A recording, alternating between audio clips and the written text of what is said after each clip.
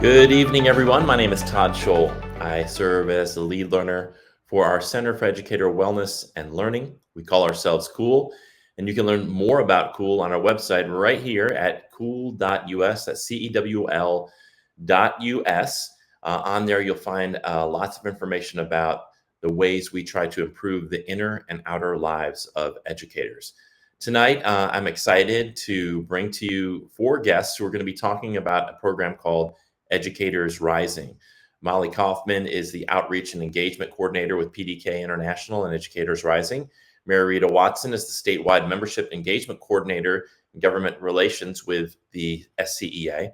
And Leigh Ann Freeman and Christa Franklin are both Ed Rising chapter advisors here in the state of South Carolina. So without further ado, let's bring our guests on tonight. Welcome and good evening, everybody. Good evening. Good evening, Todd.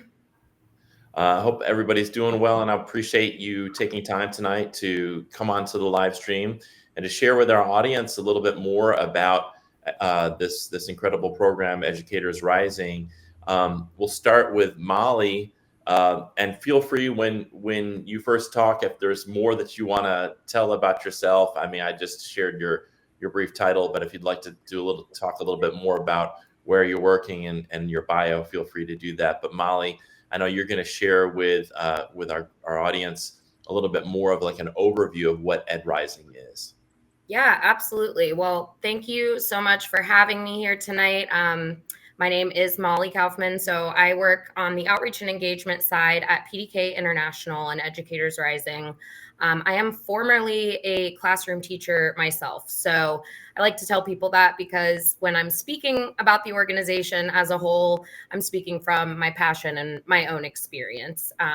So from a national level, who are we? What do we do? We are a grow your own program that is designed to help with the educator vacancy problems, to help out hiring educators who reflect the demographics of their communities. We want to grow future educators within your own communities, and we provide programming and resources to do so.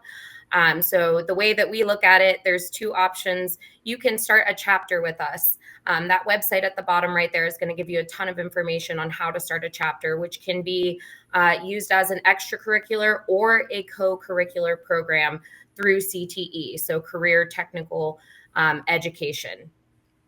You can incorporate not only just the chapter model, but we have a curriculum as well that we offer to schools and districts. I'd love to share more information, but the real stars of our show here tonight are going to be our teacher leaders who are a part of Educators Rising. They work with students in high schools currently, and they have wonderful models here, in the state of South Carolina. So I really would love to just let them kind of speak to their experience. And like I said, if you guys want to check out the website, there's tons of information on there and ways to contact us at the national level to learn more about what we do for students. Thank you so much, Molly. MaryRita, would you like to kind of talk about what's going on here in the state of South Carolina, and then we can do exactly what Molly said and let Leigh Ann and Christa talk about what Ed Rising looks like here in South Carolina. Sure. I'm again, my name is MaryRita Watson. I am a retired educator from Dorchester District 2. I recently started working at the SCEA as a staff member, and one of my jobs, I'm so happy, is to be part of Ed Rising and try to get that funnel of students from high school into college and then into the classroom. And so what I do at the SCEA is I support those teachers who have programming going on in their schools. Currently, we are throughout the state of South Carolina. We have about 10 different programs that are going on in our state, and there were about 100 students that were involved last year. We have the students run it. It's student driven, and then we as the adults are just there to support them and give them ideas for things that they might want to include in the programming. And the teachers will explain a little bit more about how that works within the school. But at my level, another thing that we do is we host two conferences each year. One is November 18th this year, and it's going to be at Allen University. And the second one we hope is a spring conference. We hope to have that one at the University of South Carolina the week that they're on spring break, which is sometime from March 8th through March 15th. So we are excited. We have a president, a student president, and then there are 4 vice presidents, one for each of the regions of our state, and then a secretary as well. So the students really do drive the program, and they all have this goal of possibly getting into teaching, but it doesn't mean that because you're involved with Ed Rising that you have to get involved. So I am going to pass it on to the 2 rock stars. Really, I'm not. Leigh, why don't we start with you and talk to us a little bit about what Ed Rising looks like in your school? All right. Hey, guys, I'm Leigh Freeman. I'm from Rock Hill, South Carolina. I work at the Applied Technology Center for our school district. We have 3 high schools that come to us. So we have a huge population. But my courses I teach there are Intro to Teaching 1 and 2. And our classes are full so that we have good outlook on teachers coming into the field, I hope, with some great kids. So I piloted the program years ago when the curriculum came out. So I've been doing this a while. Educators Rising is my extracurricular program. So my kids meet after school, but my students lead the organization. I have a president, Gabriel Sheehan. He is also our state president, which is wonderful. And he really heads up our program and plans our meetings. As an extracurricular program, like I said, we meet after school. So various meetings, we're doing a pumpkin carving contest against FFA and HOSA. So some fun things too, but also some community service. Like we created a comfort closet at our school last year. And we plan to do some more of the extracurricular community service, volunteer work as well. But we also prepare our students for competition within the education field that relates to the Ed Rising Nationals. So we hope to have a lot of competitors this year. We are going to Columbia on November 18th. I'm hoping to bring about 15 students. And they are very excited. We should be able to have some colleges come and do a college fair. So those students, they are looking forward to hopefully meeting with colleges that have education programs and getting that ball rolling, and then competing in their Ed Rising categories in the spring conference, and then hopefully qualify to go to nationals. They have really enjoyed nationals in the past. And I think this year is going to be a bigger group than ever. But yeah, that's what we kind of do. If y'all have any other questions, feel free to reach out to me. All right, Christa. So I believe you're in Aiken, correct? Correct. Christa. Yes, So I tell am us, the early childhood education instructor at Aiken High School.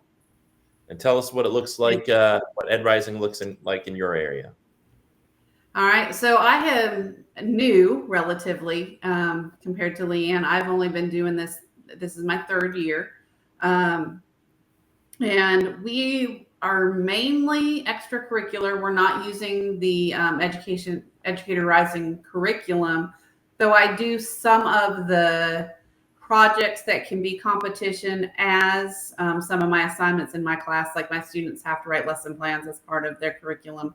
And so I use the rubrics and things from Ed Rising to help support that. And my kids go to a practicum where they are working in an elementary school classroom. And so if we're going to go for a competition on lesson planning, then they can use those students as their class that is videotaped when they do that project and competition. We also do bulletin boards and things like that as part of our competitions or projects that could be competitions as well. I do have my meetings during our homeroom time. We have a homeroom club time during the day, so it doesn't have to be after school. However, we're finding that that's really not enough time with just that limited amount of time. So we may be adding some after school meetings as well. And one of my students is the secretary, so she's second behind Gabriel. Her name is Ayana Leach. She is both the president of our club and the state secretary, and very excited about the possibility of going back to nationals. My students really did enjoy going to nationals. The best part, they said, was meeting other like-minded students all over the nation that are excited about teaching and going into teaching. And I just love the ability to really encourage that in them and really kind of mentor them as they look at becoming teachers in the not too distant future. Thank you, Christa. So any one of you feel free to jump in on this. So a lot of people might think Educator Rising is just, you have to buy into the curriculum, but I mean, that is one part of Educators Rising. But what I'm hearing from you is every high school really could have an Ed Rising chapter, regardless of whatever curriculum they may be using. They certainly can explore Ed Rising as an option, but they don't have to use that curriculum. They can see it as what you're mentioning, like an after school or an extracurricular program for folks young people who want to be future teachers. Is that right? Yeah. So, I got so excited about letting them talk. I didn't even touch on the national conference.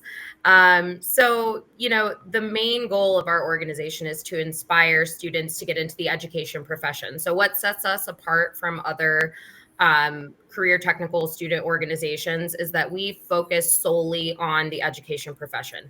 So it doesn't just have to be students who want to be classroom teachers. It could be students who are interested in support staff roles, who are interested in working in administration. Maybe they want to be a school nurse, a school counselor. And so to kind of go off of what you just mentioned, Todd, yeah, you do not have to use our curriculum. That's totally an optional piece. The part that is full of all these resources and wonderful ideas that the teachers were talking about is those chapter models, and they can be created with just one teacher and one student. It's free for those teacher leaders.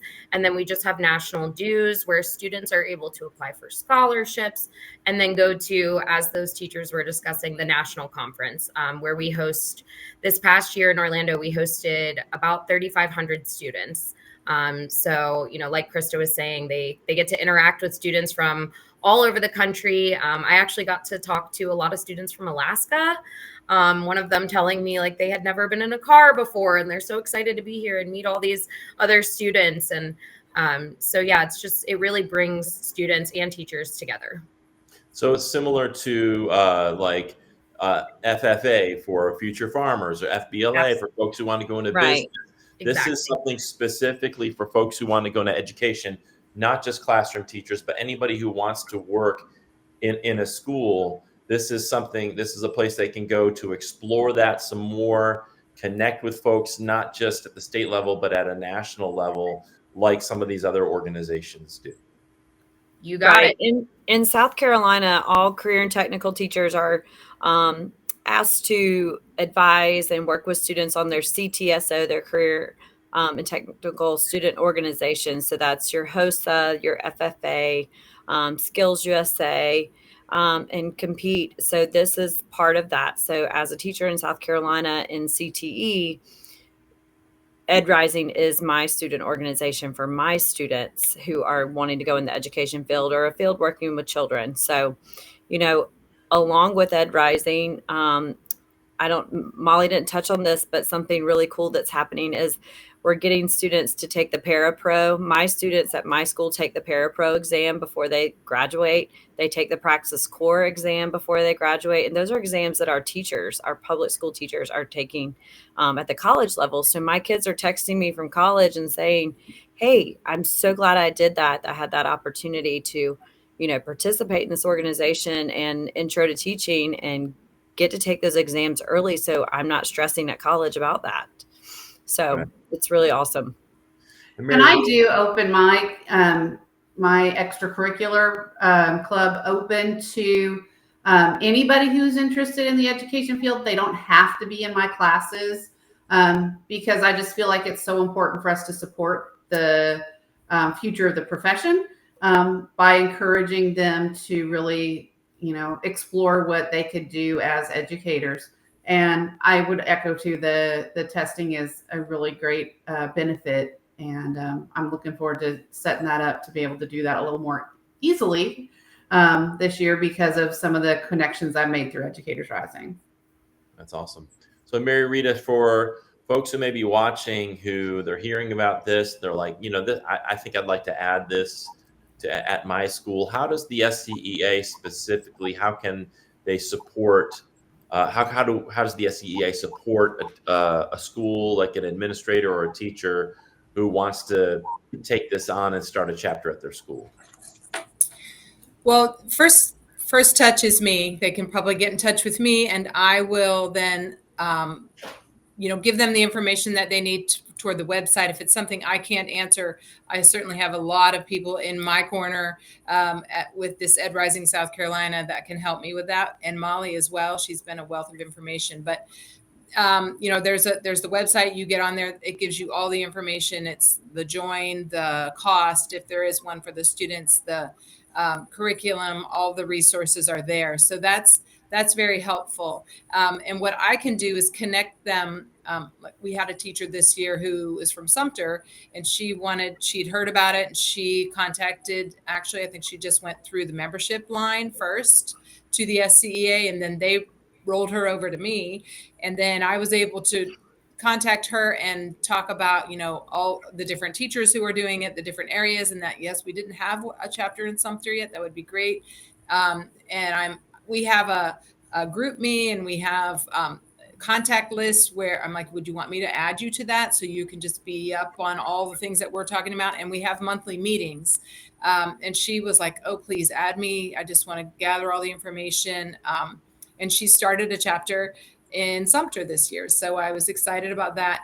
We are looking for more chapters in the PD and in the Low Country, everywhere really. But we have representation in the upstate. We have representation in the Midlands, but we could use a little more there. But definitely Low Country and PD, we're looking for people to just sponsor, and as Molly said, you have one student who might want to participate. You just need the one student and the one teacher. And so actually I know of one student in Goose Creek who wants to get involved, and I know one teacher. So I think I'm going to grab those two and put them together so that they can start a chapter there. I also wanted to add that once these students are through the high school program and they go to college, then we also support them through our Aspiring Educators program. And so they can get supported, that's an NEA program, but there's also an Ed Rising collegiate program. So they get double support through both these programs.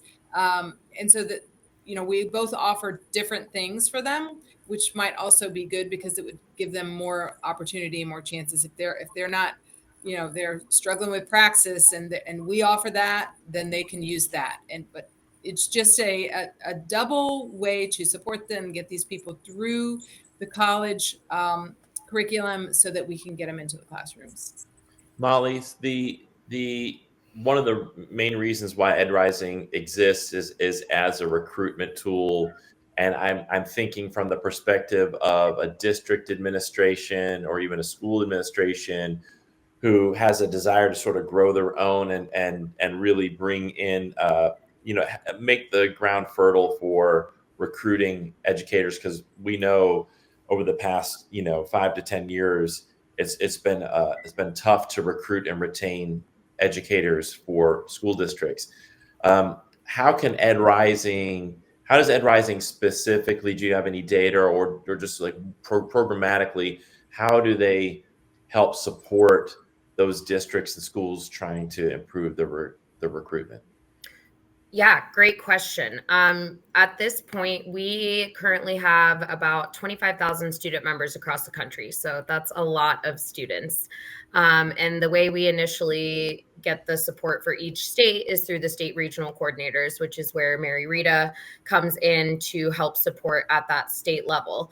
At a national level, all of the resources that are within our membership portal spanning anywhere from a general calendar of events that teachers can use for their monthly meetings, if that's how they choose to structure their program, all the way to articles, educational articles with discussion questions for students and things like that. So the resources that are in that portal for teachers and the opportunity for them to attend our national conference, where we have at our national conference a whole variety of colleges and universities. We have breakout sessions for students. We have breakout sessions for teacher leaders and things like that for both students and teachers at the conference. So I think at a national level, our goal is to provide resources and as much support as we can from a national level. And that's where state comes in and helps out, especially because we always want teachers to follow, their district and their administrators and the policies that they have in place. So we do as much as we can from a national level. So Leigh and Christa, what are you seeing in terms of the impact that this is having on the students that you work with? Well, I know personally that my kids have really enjoyed getting to know other kids who have the same like minds at nationals within Ed Rising, and they've established friendships at nationals that they've kept in touch with these new friends across the country who are also wanting to become teachers. Some of them have left Ed Rising at the high school level and went to college and met other kids who were in Ed Rising in their state or city in South Carolina. So it's been really nice for them to create that community, but also it's really encouraged them that this is a profession for them. They have experienced so many things within the Intro to Teaching program and Ed Rising that it's really secured that thought that, yes, I definitely want to be a teacher. So I have a lot of students in our district and across our state too that have become teachers since they left me, which is really awesome. And I currently have one student who is at college right now email me today that she is trying to start a chapter at her college in South Carolina, which is a pretty big college. So I'm really excited to hear what goes on with that. So, Christa?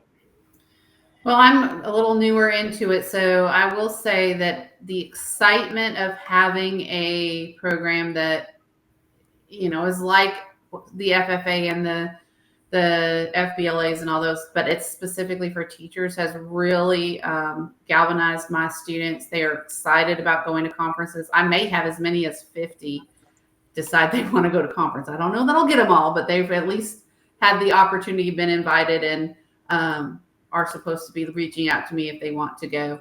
But they have expressed at least a little bit of interest in going to the state conference. And I think they love having friends across the state too, that they've bonded with over the conferences. And especially my state officers have really bonded with Leigh Ann students and Katie's students who are also state officers, and they have a group chat and they talk fairly regularly about not only Educators Rising stuff, but they just keep in touch with each other, and they really do enjoy that. They've asked to be able to do things together more. The challenge, of course, is just time and transportation and a facility that's big enough to hold us.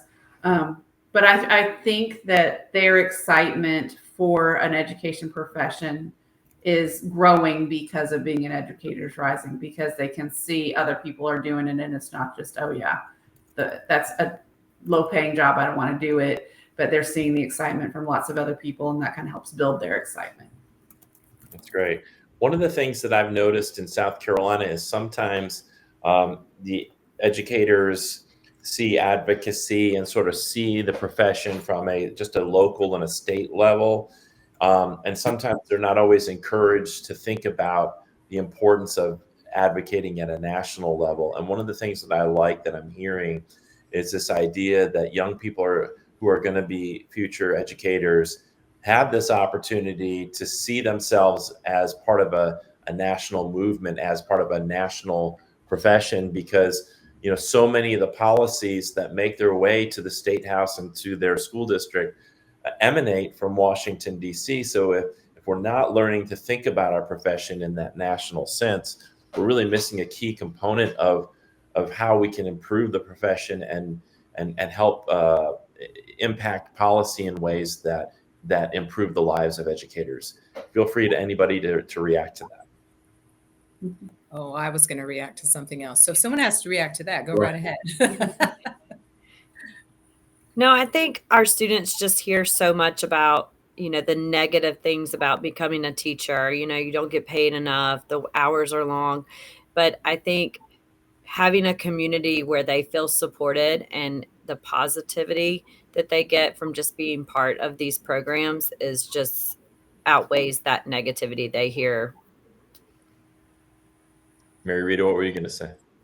Well, I was just going to mention a couple of things that, for clarification, I think if there are educators watching who just might be thinking, well, we can't do this in our school because we have another program. And so there is the teacher cadet program. But this could be done in addition to that, because this is, as you can tell, teacher cadet we know is more college course, and this is more high school course, and it's also club related. So, you could definitely have students who wanted to have a club for Ed Rising and be in teacher cadet. And I also wanted to share that, the SCEA monetarily supports this program. And we wrote it into the budget this year because last year it kind of just happened. It just grew and became this thing. When I first came on, they're like, oh, this is just a small thing. You're not really going to have to do a whole lot with it. And then it was not. It was big from the beginning. And so we didn't have any money last year to support them. And so, the SCEA had funds in a general account that they were able to pull in, but the students also had to pay some, to come and have lunch. And so we were like, it's not the way we do things here. So we, this year, the board voted to put money into a budget for this program. And so I'm really happy that we can now, students can come and we'll pay for their lunch, and we can get them t-shirts and they don't have to pay for them. And so thank you to the SCEA and the NEA for providing that monetary assistance. Thank you. All right, so we are approaching the end of our time, but before we sign off, I wanted to give everybody one opportunity. If there's anything we haven't discussed that you wanted to mention about Educators Rising before we go, please feel free to jump in. I guess I would just piggyback on what MaryRita said, that, teacher cadet, you have to be qualified for dual enrollment. I get a lot of students who don't have the GPA or the drive for dual enrollment, but they want to be teachers. They're just not mature enough yet. And I actually do this year have 5 teacher cadets who are also Educators Rising members. So it is really for everybody. It can be anybody, freshmen through seniors, and they even have middle school levels too that we're looking to expand into as well. Thank you, Christa. All right, everybody. Thank you so much for this information tonight. I think it's been wonderful. And for folks who are watching, they can learn more about Educators Rising on their website, educatorsrising.org. I just want to thank you, Molly, Leigh, Christa, MaryRita, for sharing that information with us tonight. And I'm sure the folks will have questions, and they can reach out to you through the website and MaryRita's emails on the SCEA's website as well. So thanks for your information tonight and your time. Thank you. Thank you. All right, everybody. I'm gonna pull everybody. I'm trying to get you all off. Hold on. Sorry. Give me 1 second. All right, there we are. So thanks so much for tuning in tonight. I hope that information on Educators Rising was helpful to everybody. If you are interested, you can go to the website. You can reach out to MaryRita here in South Carolina at the SCEA, and she'll be more than happy to help get you set up. We have a few things coming up I want to share with you. We have, first of all, Cool Coaching. This is for our induction teachers in South Carolina. Free online one-to-one support. All you have to do is log in every Tuesday and Thursday night, anytime between 6 and 8. So you don't have to log in for the entire 2 hours. You can log in at 7:12 p.m. And all you have to do is go to cool.us/coaching, and you'll get put into a breakout room on Zoom with one of these 3 veteran educators.